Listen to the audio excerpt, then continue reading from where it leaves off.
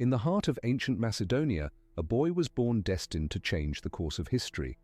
His name would echo through the ages as a conqueror, a king, and a legend. Before the mighty armies and glorious victories, there was a child with a burning ambition, shaped by powerful forces both in the battlefield and the mind. This is the story of Alexander the Great, and it all begins here, in the shadow of a kingdom. In 356 BCE, in the ancient capital of Pella, Macedonia, Alexander was born to King Philip II and Queen Olympias. His father, Philip, was already a formidable king and warrior, known for his military reforms and uniting the Greek city-states under Macedonian rule. His mother, Olympias, was equally influential, a woman deeply spiritual and devoted to the gods, especially Zeus.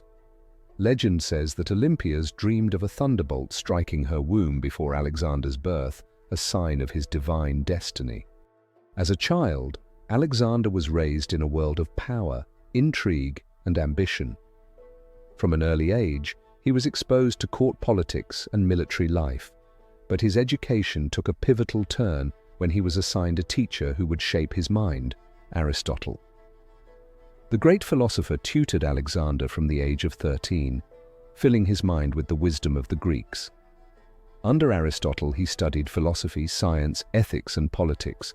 More importantly, he developed a thirst for knowledge, a curiosity about the world beyond Macedonia, and a belief that he was destined for greatness.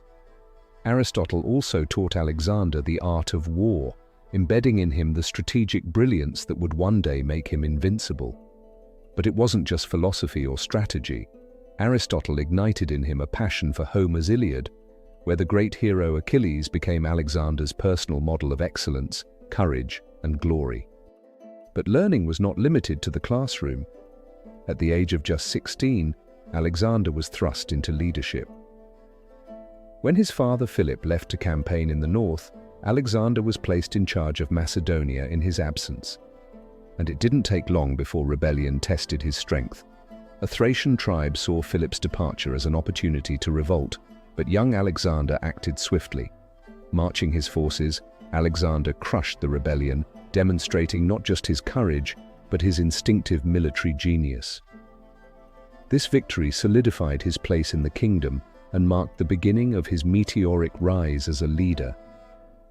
From this point forward, the boy who once dreamed of being Achilles was becoming the warrior king he was meant to be.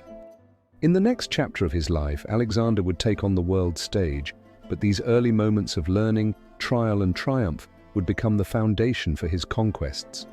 His story was only just beginning. Subscribe and stay tuned for part 2 as we follow Alexander into his first campaigns and his bold move against the mighty Persian Empire.